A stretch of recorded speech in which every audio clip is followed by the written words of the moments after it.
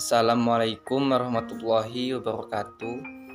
Izin memperkenalkan diri, nama saya Heri Irawan, Prodi Hukum Tata Negara dengan NPM 2021020074. Di sini saya akan menyampaikan materi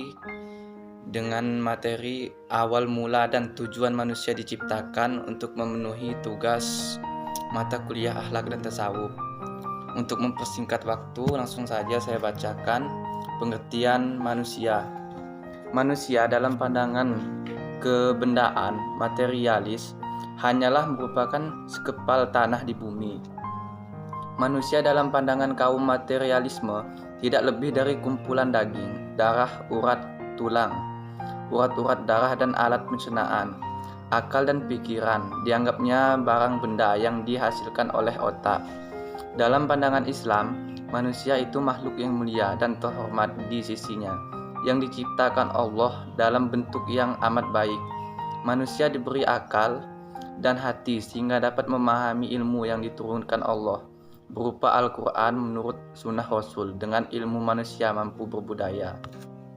Selanjutnya, pengertian hakikat manusia.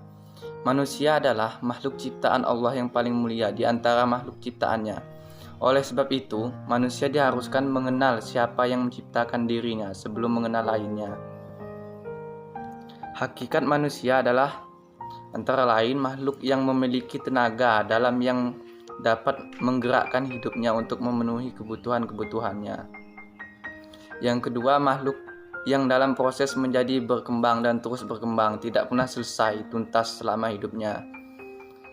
Yang ketiga, individu yang dalam hidupnya selalu melibatkan dirinya dalam usaha untuk mewujudkan dirinya sendiri.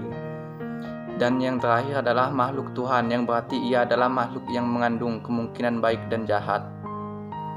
Manusia dalam pandangan antropologi, pada awalnya di dunia ini hanya ada satu sel yang kemudian berkembang dan mengalami percabangan-percabangan. Percabangan ini mengakibatkan adanya variasi makhluk hidup di dunia ini.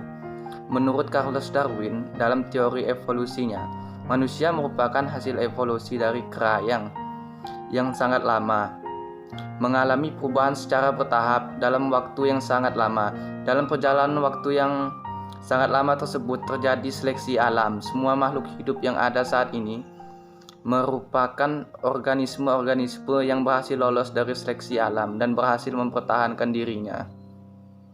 Dapat disimpulkan bahwa manusia dalam pandangan antropologi terbentuk dari satu sel sederhana yang mengalami perubahan secara bertahap dengan waktu yang sangat lama, evolusi. Teori ini mempunyai kelemahan karena ada beberapa jenis tumbuhan dan hewan yang tidak mengalami evolusi dan tetap dalam keadaan seperti semula. Misalnya sejenis biawak atau komodo yang telah ada sejak berjuta-juta tahun yang lalu hingga saat ini tetap ada. Manusia dalam pandangan agama Islam. Dalam agama Islam, segala sesuatu telah diatur dengan baik dan digambarkan dalam kitab suci Al-Quran. Tidak luput olehnya bagaimana proses pembentukan manusia yang juga digambarkan sejelas-jelasnya. Dalam Al-Quran, jika dipadukan dengan hasil penelitian ilmiah, menemukan titik temu mengenai asal-usul manusia ini, terwujudnya alam semesta ini berikut segala isinya. Diciptakan oleh Allah dalam waktu 6 masa. Keenam masa itu adalah Azoikum, Ercezoikum, Protozoikum, Paleozoikum, Mesozoikum, dan Kenozoikum. Dari penelitian para ahli, setiap periode menunjukkan perubahan dan perkembangan yang bertahap menurut susunan organisme yang sesuai dengan ukuran dan kadarnya masing-masing atau tidak berevolusi. Di samping memiliki akal, manusia selalu terhadap dengan 3 naluri yang pasti ada dalam dirinya, yaitu naluri untuk mensucikan sesuatu, naluri untuk beragama dan menyembah sesuatu yang lebih daripada dirinya. Yang kedua, naluri yang mempertahankan eksistensinya. Diri manusia punya kecenderungan marah sendiri, sedih dan senang. Yang ketiga, naluri untuk melestarikan dirinya, naluri kasih sayang. Dan yang terakhir adalah tujuan manusia diciptakan. Tujuan utama penciptaan manusia adalah agar manusia mengabdi kepada Allah. Artinya, sebagai hamba Allah, agar menuruti apa saja yang diperintahkan oleh Allah. Subhanahu wa Ta'ala. Hidup menurut konsep Islam bukan hanya di kehidupan duniawi semata, tetapi berkelanjutan sampai pada kehidupan ukhrawi, alam akhirat. Dan apa yang kita lakukan selama di dunia, maka itulah yang akan kita petik di akhirat nanti.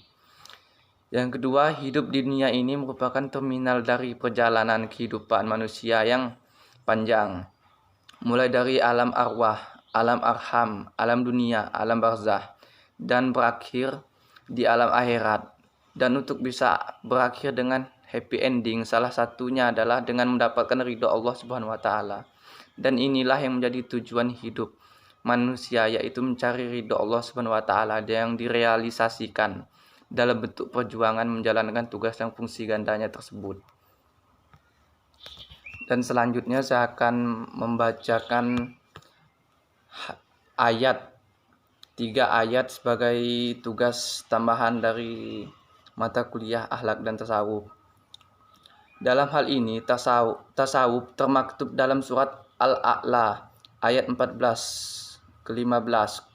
Qad aslaha man tazakka wa zakar asma rabbih fasabba. Artinya, sesungguhnya beruntunglah orang yang membersihkan diri dengan beriman dan dia ingat nama Tuhannya lalu dia sembahyang. Sebagaimana Allah Subhanahu wa Ta'ala berfirman dalam surat Ar-Ra'd ayat 28 sebagai berikut. Alladzina amanu wa tatmainu qulubuhum bidzikir Allah ala bidzikir Allah tatmainu al-qulub. Artinya, yaitu orang yang beriman dan hati mereka menjadi tentram dengan mengingat Allah. Ingatlah, hanya dengan mengingat Allah lah hati menjadi tentram.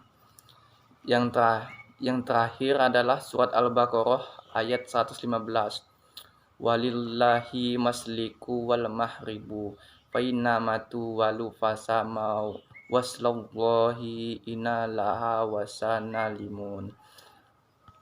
Artinya, dan milik Allah timur dan barat, kemanapun kamu menghadap di kesanalah wajah Allah. Sungguh Allah maha halus, maha mengetahui. Sekian materi yang dapat saya sampaikan. Saya akhiri. Wassalamualaikum warahmatullahi wabarakatuh.